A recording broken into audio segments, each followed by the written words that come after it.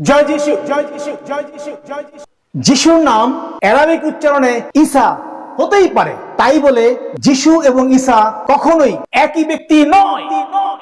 যিশুই সেই খ্রিস্ট, জীবন্ত ঈশ্বরের পুত্র। কেননা অনেকে আমার নাম ধরে আসিবে, বলিবে আমি সেই খ্রিস্ট, আর অনেক লোককে ভুলাইবে।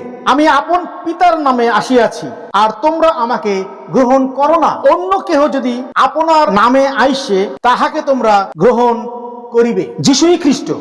ইহা যে অস্বীকার করে সে বই আর মিথ্যাবাদী কে? সেই ব্যক্তি খ্রিস্টারই যে পিতাকে ও পুত্রকে অস্বীকার করে। যে কেউ স্বীকার করিবে যে যিশু ঈশ্বরের পুত্র, ঈশ্বর তাহাতে থাকেন এবং সেও ঈশ্বরে থাকে। কে জগৎকে জয় করে? কেবল সেই যে বিশ্বাস করে যিশু ঈশ্বরের পুত্র। আর আমরা জানি যে ঈশ্বরের পুত্র আসিয়াছেন এবং আমাদেরকে এমন বুদ্ধি দিয়েছেন যাহাতে আমরা সেই সত্যময়কে জানি, এবং আমরা সেই সত্যময় তাহার পুত্র যীশু খ্রিস্টে আছি। তিনি সত্যময় ঈশ্বর এবং অনন্ত জীবন।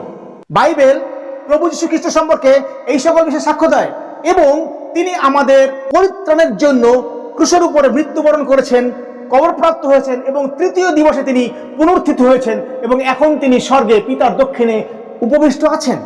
কিন্তু ঈসার সম্পর্কে পৃথিবীর কোন গ্রন্থ এই সাক্ষ্য দেয় না। অতএব যিশু এবং ঈসা কখনোই একই ব্যক্তি নয়।